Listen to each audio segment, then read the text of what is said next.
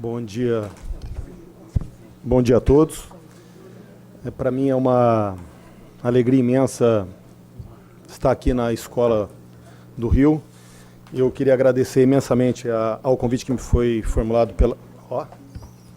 pela doutora Kátia, agradecer a presença do doutor André, doutor Mário, doutora Regina. Para mim é realmente uma responsabilidade muito grande, até porque, como disse o João, não só na presença dos meus professores, né, mas de amigos queridos, como a Glícia, o Luiz Cláudio, o Marcelo, o Michele, que me prestigiam aqui. Obrigado pela presença de vocês.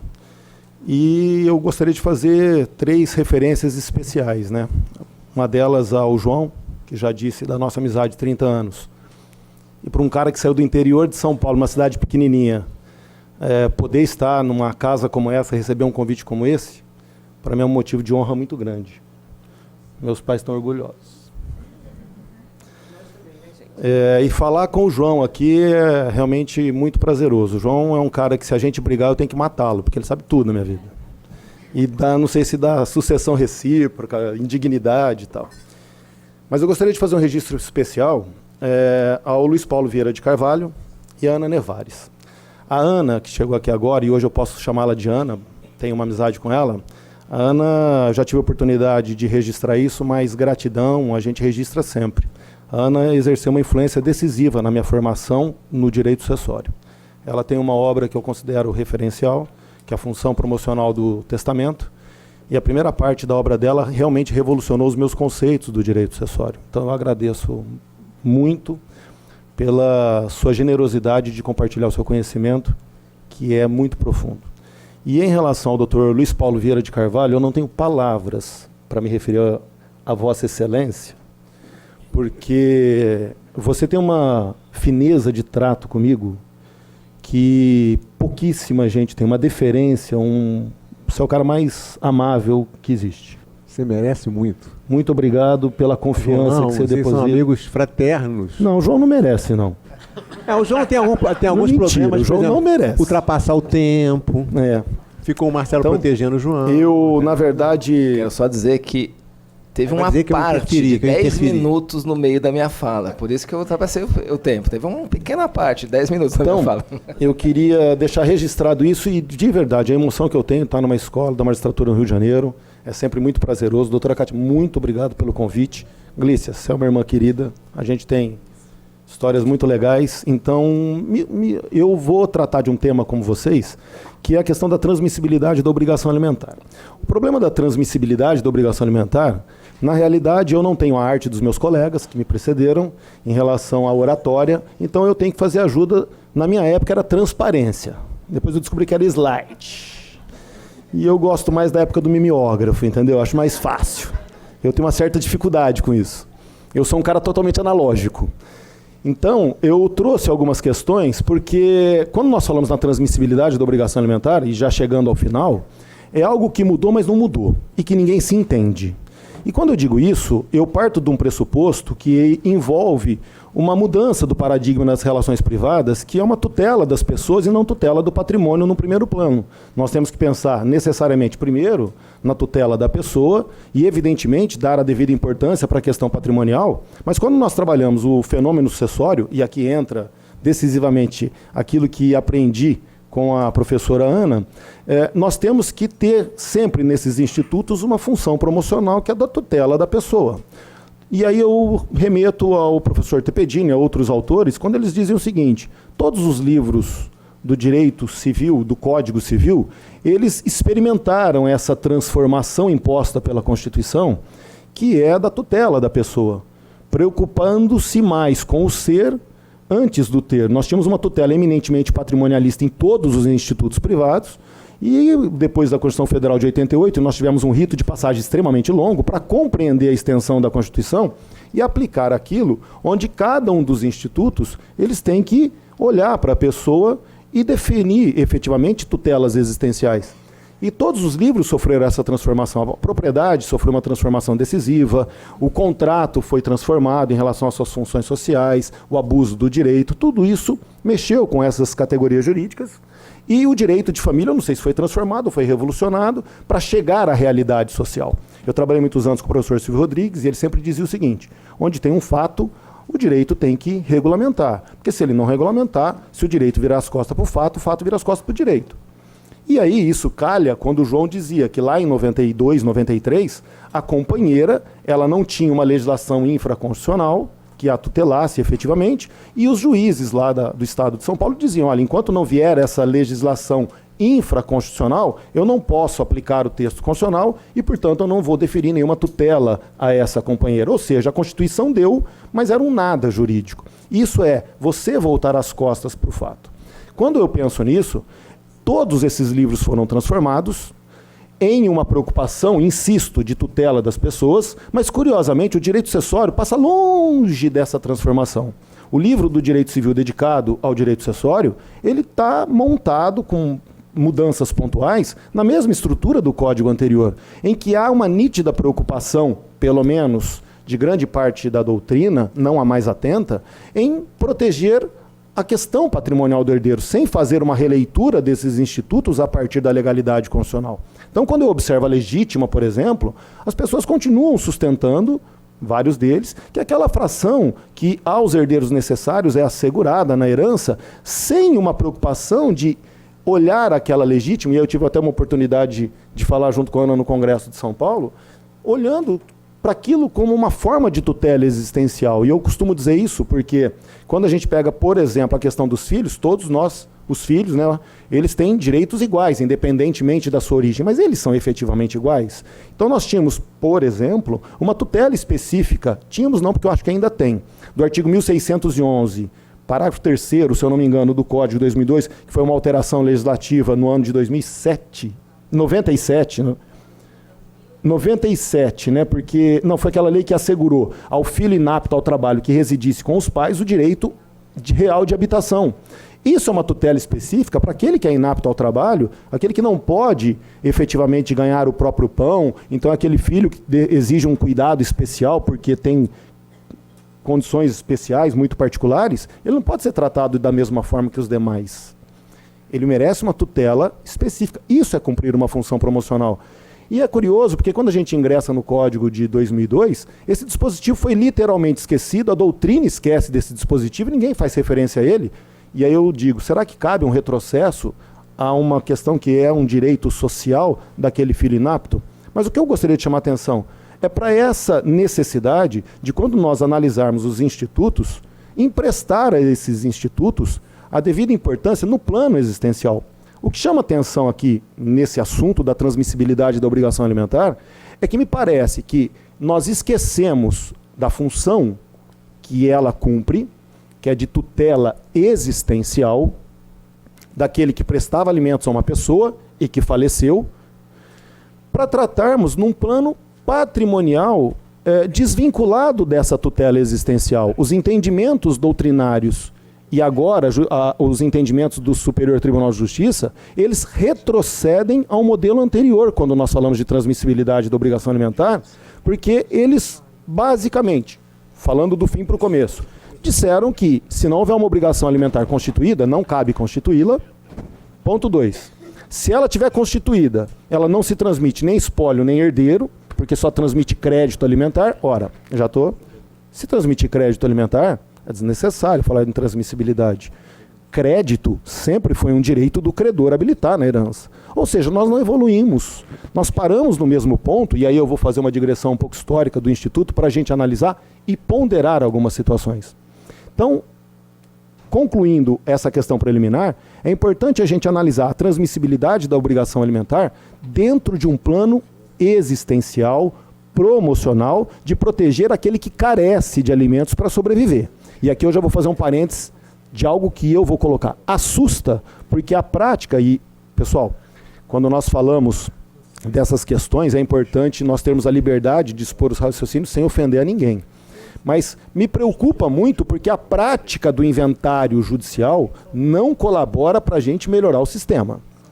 Demora tanto que, na realidade, isso desvirtua o sistema para que eu tenha efetivamente uma tutela, seja do herdeiro ou seja do alimentado. Então, dentro dessa perspectiva, quando eu falo nos alimentos, eu vou fazer um breve esforço histórico, vou falar da evolução no nosso ordenamento para tratar de pontos específicos. Como que isso funciona em relação à obrigação alimentar? Há uma primeira notícia da transmissibilidade da obrigação alimentar nas ordenações filipinas. Lá no título 99, parágrafo 4º, ele diz o seguinte, que a esposa que, em razão do falecimento do marido, fosse reduzida a uma condição de pobreza, ela teria direito a reclamar alimentos dos herdeiros que deveriam prestá-los no período de 1 ano de luto. Ao final desse ano de luto, eles entregariam um dote a ela, vejam que tem uma função existencial nisso, para que assegurasse a subsistência dela, então eles estariam exonerados daquela obrigação. Ali, me parece uma questão embrionária, lá nas ordenações, em que se havia, ou que se estabelecia uma transmissibilidade desse dever de prestar alimentos, de socorro, de subsistência, para o primeiro ano do luto. Entregando um dote, eles estavam exonerados. Esse sistema, embora embrionário, não foi adotado pelo nosso sistema legal, inclusive porque no anteprojeto Teixeira de Freitas já existia expressa disposição em razão do caráter personalíssimo da obrigação alimentar, que, com a morte do alimentante, a obrigação alimentar estava extinta. Essa regra do artigo 1621 da Consolidação de Teixeira de Freitas foi repetido pelo Código Civil de 2016, que lá no artigo 402 era textual também quando ele dizia: a obrigação de prestar alimentos não se transmite aos herdeiros do devedor. Essa situação perdurou, e o argumento qual era? De que se tratava de uma obrigação personalíssima. Isso perdurou até a lei do divórcio. Quando foi editada a lei do divórcio, o artigo 23 trouxe uma transformação, dizendo que a obrigação de prestar alimentos transmitia-se sim aos herdeiros do devedor, na forma do artigo 1796. Esse artigo 1796 é importante, porque é aquele que limitava a responsabilidade da herança pelas obrigações do falecido.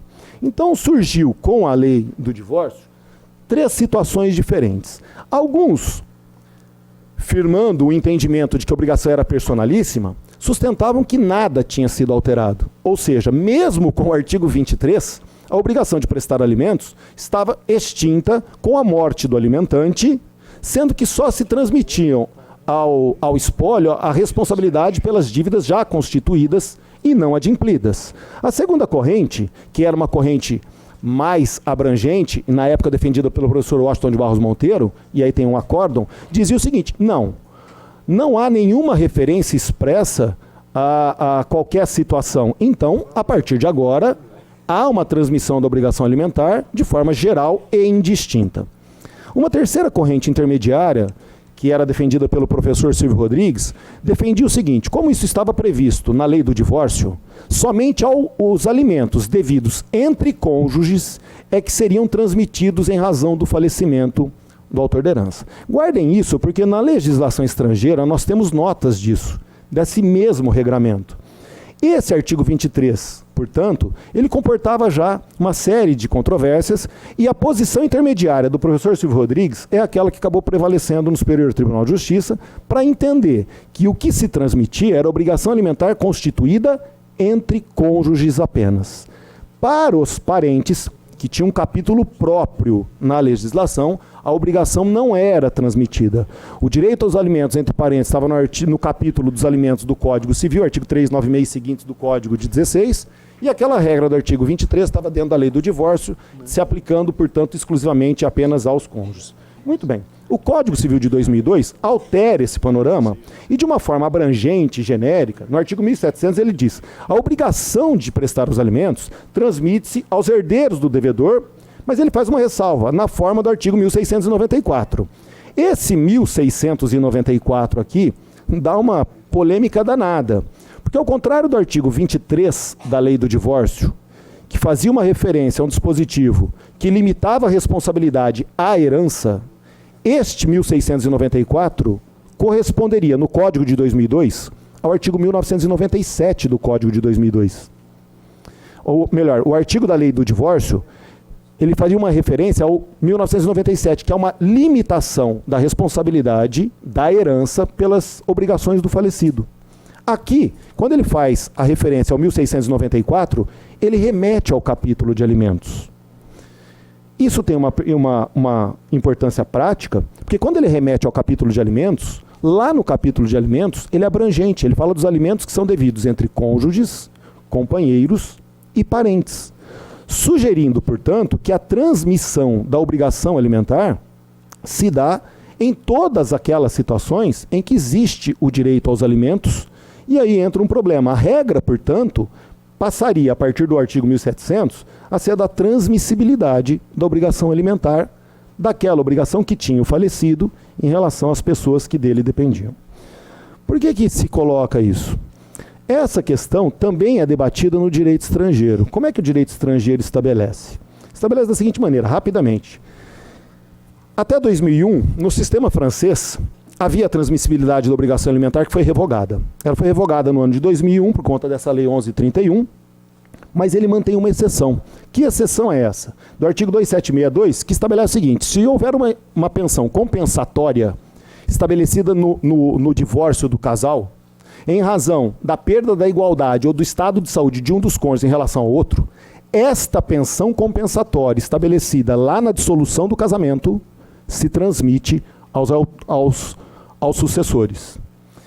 Em Portugal, também há regra expressa, está aqui o mestre, o Dr. Luiz Paulo Vieira de Carvalho, estabelecendo que a obrigação alimentar está extinta com a morte do alimentante. Mas também em Portugal há uma exceção do apanágio dos alimentos ao cônjuge sobrevivo, quando ele diz o seguinte: falecendo um dos cônjuges, o viúvo tem direito a ser alimentado pelos rendimentos dos bens deixados pelo falecido. Na realidade, há aqui um claro intuito da legislação portuguesa em conceder um direito que tem uma natureza mais alimentar do que sucessória, estabelecendo que, se estiver numa condição de necessidade, o patrimônio deixado, gerando rendas, proverá as necessidades daquele cônjuge sobrevivente. Na Espanha, nós temos a mesma regra, também na dissolução do casamento, e não como regra do direito sucessório, assim como na Alemanha. Esse é um panorama rápido para eu fazer um destaque. Em todas essas legislações, como na nossa, não há uma regra específica da transmissibilidade da obrigação alimentar no direito sucessório. Na verdade, está tudo no capítulo relacionado ou à dissolução do casamento, e aí eu aponto Portugal, Alemanha, França e Espanha. E no nosso sistema também a regra da transmissibilidade não está no livro do direito sucessório, está no capítulo de alimentos. E aqui há uma distinção. Não está no capítulo que cuida da dissolução do casamento, como naquelas legislações estrangeiras citadas. Nós temos aqui uma regra específica, pontual, dentro do capítulo de alimentos, no livro do direito de família, que repercutirá no direito sucessório. Isso é importante por quê? Porque se eu tenho nas outras legislações regra específica dentro do capítulo da dissolução do casamento, talvez reforçasse aquela compreensão do professor Silvio Rodrigues, do artigo 23, que só alimentos entre cônjuges e companheiros seriam transmissíveis. No nosso sistema, fazendo expressa referência não só ao capítulo de alimentos, mas dizendo do artigo 1696, ele pontua que eu estou falando de cônjuge, companheiros e também dos parentes. Ele generalizou. Muito bem, dentro dessa perspectiva, qual era o cenário? De que o artigo 1700 teria pacificado a questão. Muito bem, longe de ter pacificado, o artigo 1700, ele criou uma série de novas polêmicas, ou ele requentou todas as polêmicas que nós já tínhamos. Dentre elas, nós temos alguns questionamentos. Por exemplo, eu transmito a obrigação alimentar ou o dever jurídico de sustentar? O que eu quero dizer, isso nós vamos ver na prática, é a obrigação, que é o vínculo jurídico de credor e devedor, que tem o devedor, direito de exigir uma prestação, ou transmite só a prestação, que é o executar, o dar, o fazer e o não fazer. Isso é importante por quê? Porque quando nós enfrentarmos a questão da responsabilidade, se é do espólio ou se é do herdeiro, qual foi o alcance que a lei desejaria? Ponto 2. Quem que é o beneficiário dessa obrigação alimentar? Só os cônjuges? Cônjuges, companheiros e os parentes em geral? Será que eu posso ser um herdeiro, posso ser herdeiro ou não, tudo isso foi polemizado pela doutrina. Quem são as pessoas que estão obrigadas à transmissibilidade da obrigação alimentar? Basicamente, a pessoa morreu, eu posso exigir, portanto, dos herdeiros. Quais são esses herdeiros? O meu tio, porque ele está na ordem da vocação hereditária. Ou eu tenho que ser aquele que recebe a herança. E se a herança não produz renda? Então vejam que eu passei a ter uma série de situações que a doutrina não guarda nenhuma uniformidade. A primeira delas é: o que se transmite é a obrigação de prestar alimentos ou o dever de prestá-los? Obrigação, como eu digo, é a relação jurídica entre credor e devedor, sendo que o credor tem o direito de exigir uma determinada prestação do credor. Quando eu digo isso, vai transmitir a própria obrigação ao herdeiro? Senhores, parece que não. E parece que não por uma cláusula geral do direito sucessório, que é citada inclusive pelo professor Luiz Paulo, de que quem responde pelas obrigações da herança é o espólio. E o herdeiro responde no limite daquilo que recebe. Essa cláusula geral ela é muito bem destacada pelo professor Carlos Roberto Gonçalves e também pelo professor Zeno Veloso. Ambos destacam e chamam a atenção para a necessidade de uma interpretação coerente e razoável para não distorcer o sistema. Então, quando a gente fala em transmissibilidade da obrigação, embora a lei utilize essa expressão, dentro da unidade sistemática, é importante nós compreendermos que o que se transmite é aquela situação de responsabilidade que tinha o falecido para a herança e, aí vem uma discussão, finalizado o inventário, o herdeiro assume ou não essa responsabilidade? Nós vamos enfrentar daqui a pouco. Então é preciso observar com temperamentos a literalidade da lei quando fala de transmissão da obrigação. A questão é, cabe uma ação direta contra herdeiro se não existia obrigação alimentar ao tempo do falecimento ou não? A doutrina oscila. A imensa maioria dos autores, eu vou citar 3 autores, o professor Rolfo Madaleno, o José Fernando Simão, o professor Cristiano, eles sustentam o seguinte: não se transmite, o que se transmite é obrigação constituída. Posso ajuizar uma ação contra o espólio após? Posicionamento do STJ oscilou, mas o que tem prevalecido é esse recurso especial, e aí nós vamos fazer uma ponderação a respeito deles, que, em relação à ação de alimentos, a transmissibilidade do dever jurídico de alimentos ao espólio tem que ter uma obrigação pré-constituída. O ministro Luiz Felipe Salomão ele fez uma observação nesse acórdão, quando ele diz assim, na realidade tem que ter temperamentos, porque eu só posso exigir do espólio aquilo que já estava constituído. A questão que eu pondero é a seguinte, e aí eu vou me apartar daquilo que nós estamos discutindo para apresentar um ponto polêmico. E esse é o primeiro conflito. Se eu não tenho uma obrigação alimentar constituída, aquele que era sustentado pelo pai, porque vivia com a mãe, primeiro, ele vai ter uma posição inferior àquele filho de um primeiro casamento que já recebe pensão.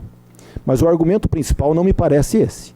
O argumento principal, na realidade, me parece o seguinte: dentro de um plano existencial, existe uma criança que carece de alimentos, e eu não vou nem falar de criança, vamos falar de um vulnerável em geral, que carece de alimentos, de alguma forma sobreviveu até a morte do seu pai ou daquele que tinha o dever de prestar aqueles alimentos, mas que não constitui um título. Não tendo ele constituído um título, a morte do pai apaga a necessidade dele? Não. Ele precisa se socorrer. Qual é o argumento que a doutrina tem utilizado? Bom, mas ele tem uma ação direta contra os demais coherdeiros. O problema é que muitas vezes aquele que carece desses alimentos não tem uma ação direta contra os demais coherdeiros. Eu exemplifico. Aquele filho pode ajuizar uma ação contra o irmão? Pode, com todas as características e todas as particularidades da obrigação alimentar entre colaterais e segundo grau. O problema é que o cônjuge e o companheiro, eles não podem endereçar uma ação direta contra o filho do autor da herança, porque eles não têm uma vinculação jurídica com essas pessoas. Então eu imagino a seguinte situação: o cidadão falece, falecido este cidadão, casado no regime da separação obrigatória de bens, a sua esposa carece de alimentos. Só que essa esposa é do segundo casamento. Ela teria que endereçar uma pretensão contra os filhos do primeiro casamento. Ela não tem vínculo jurídico, ela não tem base jurídica para reclamar alimentos contra o filho do marido, porque ela não é ascendente dele. Qual a situação dela? Ela pode reclamar alimentos para o espólio, pelo menos até o fim do processo de inventário? Segundo esse posicionamento, não. A obrigação alimentar deveria estar constituída antes do falecimento. Isso gera uma distorção porque a gente olha na garantia do patrimônio dos herdeiros e deixa de olhar a tutela existencial de quem carece de alimentos para sobreviver. Quando eu trabalho essa situação, o próprio STF, ratificando o entendimento do STJ, decidiu que, se a obrigação alimentar não está constituída, não cabe ação contra o espólio, contrariando uma orientação anterior do próprio STJ. Muito bem. Quem é o credor desses alimentos beneficiados com a transmissão do artigo 1700? Quando a gente fala do credor, vejam que a doutrina também não guarda nenhuma uniformidade. A professora Regina Beatriz Tavares da Silva e a Renata Halpe, com base e eu cito uma jurisprudência, sustentam o seguinte: só o cônjuge e o companheiro, ou seja, mantiveram o entendimento intermediário aplicado ao artigo 23 da Lei do Divórcio. Só que eu insisto, no panorama atual, não há essa referência pelo artigo 1700. Segunda corrente, olha que engraçado. Pode ser qualquer credor dos alimentos, cônjuges, companheiros ou os parentes em geral, herdeiro ou não. E aí eu cito três doutrinas e um voto do STJ que acolhe esse posicionamento. Uma terceira corrente, que é do Dr. Cristiano Chaves de Farias e do Zeno Veloso, e também do professor de São Paulo, o Salvo Venosa, eles sustentam o seguinte: não pode ser herdeiro. E qual o argumento? Porque se for um herdeiro, ele desfalca o patrimônio da herança, olha a preocupação de tutela de patrimônio hereditário, em detrimento dos demais herdeiros. Então, eu, filho, recebo alimentos, desfalco o quinhão dos demais, então eu serei beneficiado na herança. A ponderação que o Rolfo Madaleno faz, junto com o desembargador Sérgio Gisco Pereira, é que caberia uma compensação futura, se ele tivesse recebido esses alimentos. Mas o fato é que, preocupados com essa situação, o que eles sustentam? Caberia a transmissão da obrigação alimentar só para aquele que não participasse da herança. E o último entendimento, que é o oposto da ministra Nancy Andrighi, é que tem que ser necessariamente herdeiro. Então vejam que em um único ponto, eu tenho 4 orientações diferentes. E eu tenho julgados das cortes superiores em todos os sentidos. Isso é uma loucura. Quem são os herdeiros obrigados a isso? Posso, por exemplo, transmitir a obrigação alimentar aos herdeiros, eu posso pegar um daqueles da ordem da vocação hereditária? Evidentemente que não. A ideia é que, se transmitido, apenas se transmite aquele que é beneficiado da herança. E aí tem até um problema aqui que a gente discute, que é o seguinte: eu sou filho. Se eu renunciar à herança, eu permaneço obrigado a prestar os alimentos? Senhores, a regra é que quem responde pela obrigação são as forças da herança. A herança é que responderá.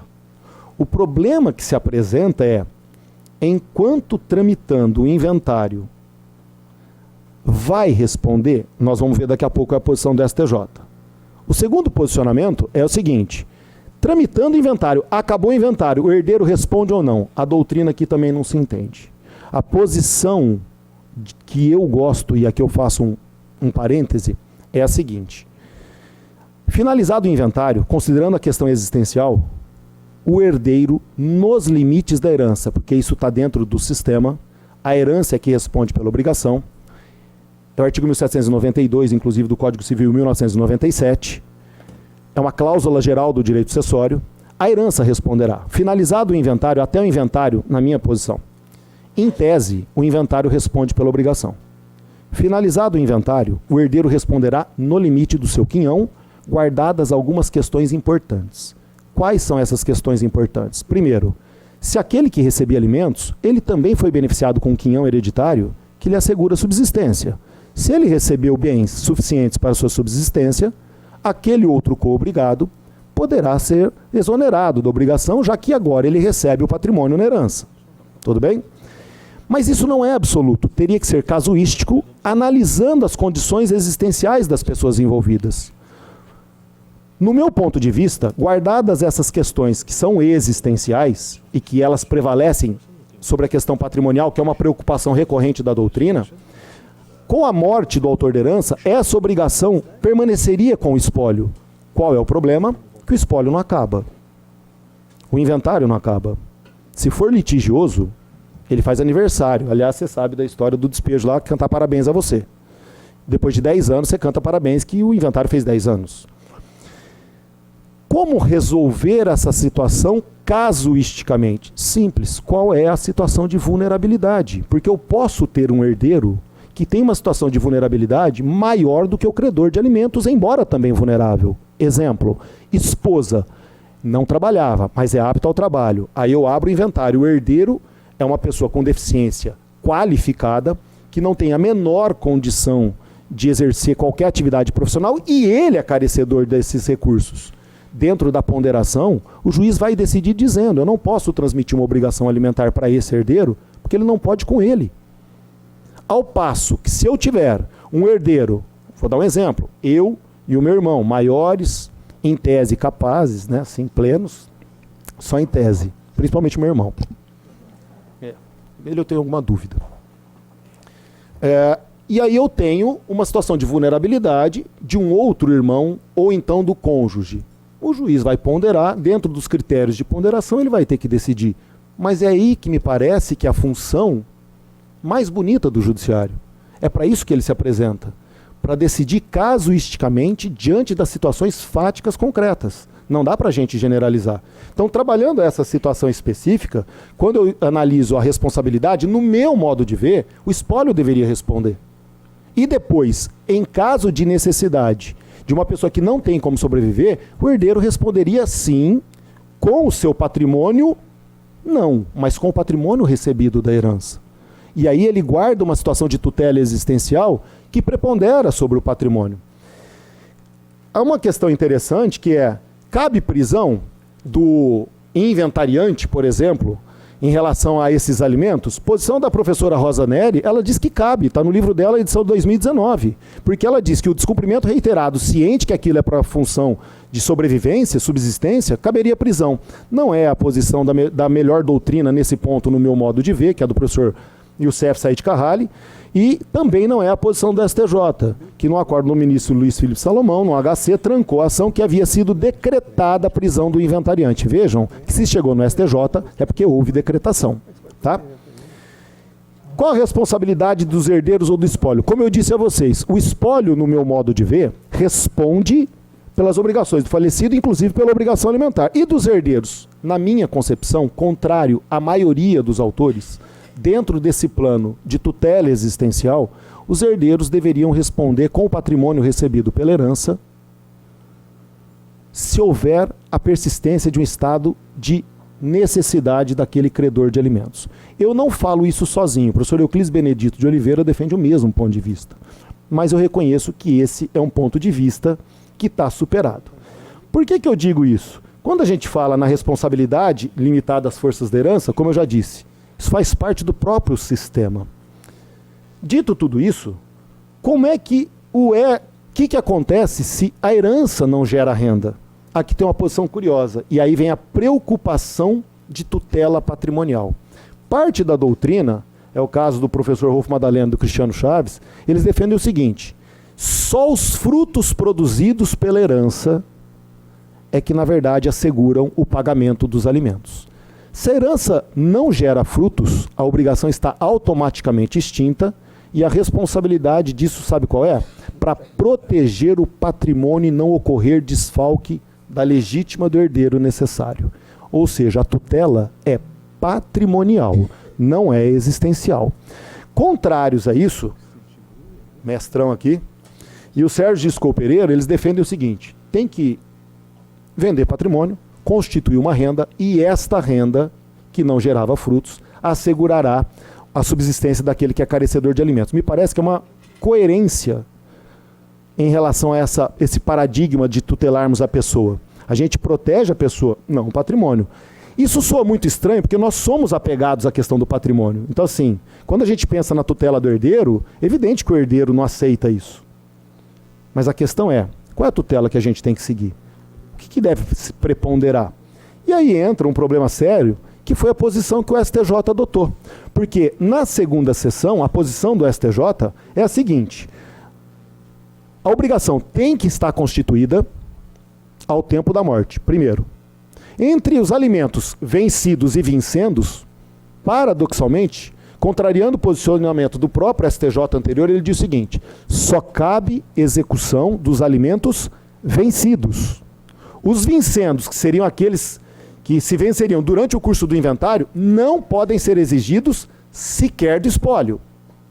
Ou seja, nós saímos, como o João diz, 360 graus, nós saímos de 16, que era intransmissível a obrigação alimentar, mudamos a lei, fomos para o 1700 e voltamos para o Código de 16. Aí o doutor Luiz Paulo me mandou um acórdão, dizendo, depois desse acórdão aí, tem um outro acórdão do Vilas Boas Cueva, que é esse aí. Só que a ementa não diz absolutamente nada a ver com o conteúdo do acórdão. Porque o conteúdo do acórdão negou o direito. Quando ele fala a transmissão da obrigação alimentar em que o condenado previamente, o falecido, ao alimentado com herdeiro, é admitida excepcionalmente enquanto perdurar o inventário, que era uma posição do próprio STJ. Senhores, no corpo do acórdão, os alimentos foram indeferidos. Portanto, a ementa não reflete o julgado. A posição do STJ é que os alimentos devem estar constituídos, não se transmitem na prática, porque o que está transmitindo é crédito, que era o que nós já tínhamos no sistema anterior. E o pior, fazendo a minha conclusão, o STJ, que tantos passos deu na tutela da pessoa, seguindo a diretriz constitucional, olhando para o ser em detrimento do ter, neste panorama retrocedeu, foi vacilante. E, data massíssima vênia, não seguiu aquilo que nós esperávamos, porque posto pela Constituição, que é a tutela da pessoa. Então, ao contrário do que o STJ conclui, no meu modo de ver, já que aqui é a casa do judiciário, nós temos que ter um olhar muito mais atento e sensível ao alimentado, fazendo os temperamentos necessários, não para prejudicar o herdeiro, mas tutelar quem efetivamente carece dessa tutela, que está no plano, bem ou mal, ou reflete no direito sucessório, mas que tem sido extremamente maltratada na prática, deixando algumas pessoas aquém daquilo que efetivamente exige a necessidade que tem. Obrigado pela atenção de vocês, obrigado pelo convite que me foi formulado.